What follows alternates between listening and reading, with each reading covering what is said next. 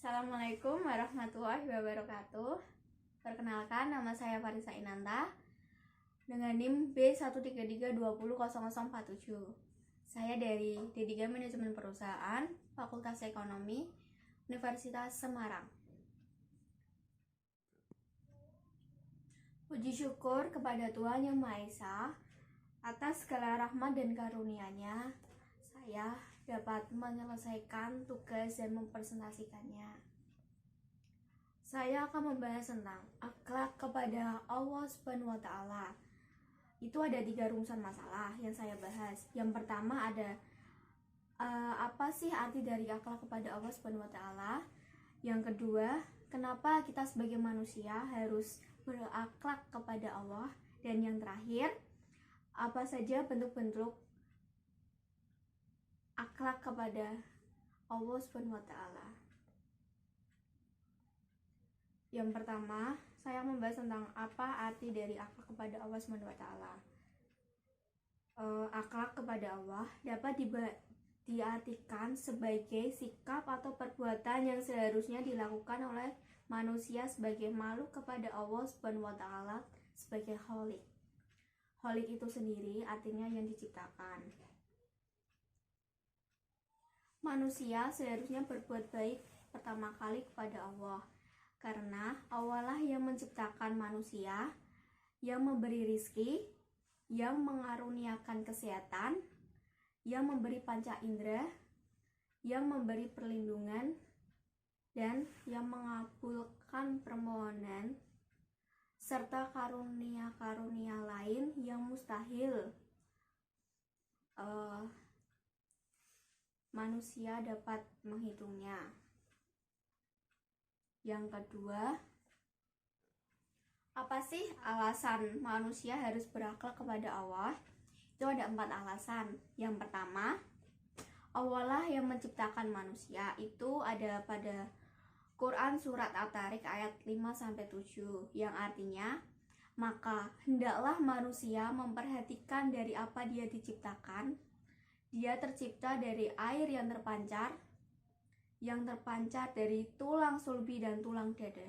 Yang kedua, karena Allah telah memberikan manusia perlengkapan panca indera yang sempurna berupa penglihatan, pendengaran, akal pikiran, dan hati. Itu ada pada Quran surat An-Nahl ayat 78, yang artinya, dan Allah telah mengeluarkan kamu dari perut ibumu dalam keadaan tidak mengetahui sesuatu apapun, dan Dia memberimu pendengaran, penglihatan, hati, dan kamu harus bersyukur. Yang ketiga, karena Allah telah menyediakan berbagai bahan dan saranan yang diperlukan bagi kelangsungan hidup manusia. Itu ada pada surat Az-Zatsiyah ayat 12, yang artinya, Allah lah yang menundukkan lautan untuk kamu supaya kapal-kapal dapat berlayar padanya dengan izinnya, agar kamu dapat mencari sebagian dari karunia-Nya, dan mudah-mudahan kamu bersyukur. Yang terakhir, Allah lah yang telah memuliakan manusia dengan diberikannya kemampuan daratan dan lautan. Hal ini ada pada surat Al-Isra ayat 70, yang artinya, dan sesungguhnya telah kami muliakan anak cucu Adam, kami angkut mereka dari daratan dan lautan, kami beri mereka rizki yang baik-baik, dan kami lebihkan yang sempurna atas kebanyakan makhluk yang telah kami ciptakan. Selanjutnya, saya akan membahas tentang bentuk-bentuk akhlak kepada Allah. Itu yang pertama, menauhidkan Allah, sesuai yang terkandung dalam surat Al-Ikhlas ayat 1-4, yang berbunyi, Qul huwallahu ahad, Allahu samad, lam yalid walam yulad walam yakul lahu kufuwan ahad, yang artinya, dialah Allah yang Maha Esa. Allah adalah Tuhan yang bergantung kepadanya segala sesuatu. Dia tiada beranak dan tidak pula diperanakan, dan tidak ada seorang pun yang setara dengan dia. Yang kedua, ada takwa. Takwa diartikan sebagai sikap memelihara diri dari siksaan Allah dengan mengikuti perintahnya dan menjauhi segala larangannya. Itu ada contoh takwa. Yang pertama, rendah hati. Meskipun berkelimpang harta, mencintai sesuatu karena Allah. Yang kedua, tetap berkata-kata dan bersikap yang baik dalam keadaan marah. Yang ketiga, senantiasa bertaubat dan memohon ampunan kepada Allah. Yang ketiga, ada cinta dan ridho. Cinta itu sendiri adalah kesadaran diri, perasaan jiwa, dan dorongan hati yang menyebabkan seseorang terpaut hatinya kepada apa yang dicintainya dengan penuh semangat dan kasih sayang. Yang keempat, ada khauf dan raja.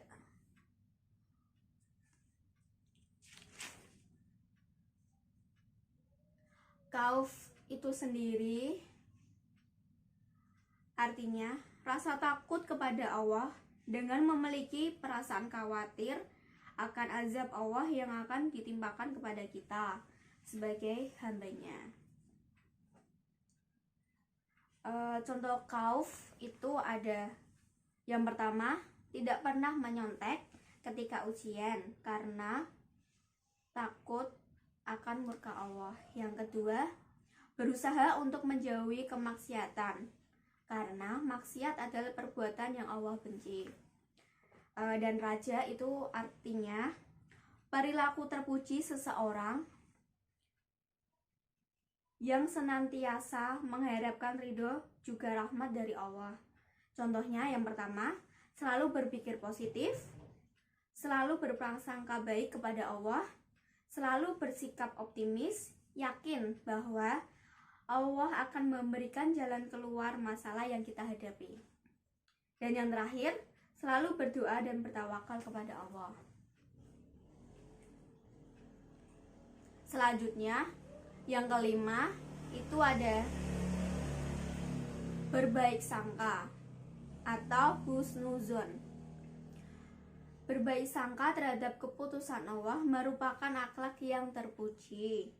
Seperti sebuah hadis, janganlah salah seorang di antara kalian meninggal, melainkan ia berbaik sangka terhadap Rabb-nya. Yang keenam, mengingat Allah. Mengingat Allah adalah asas dari setiap ibadah karena merupakan pertanda hubungan antara hamba dan pencipta pada setiap saat dan tempat. Yang ketujuh, ada tawakal.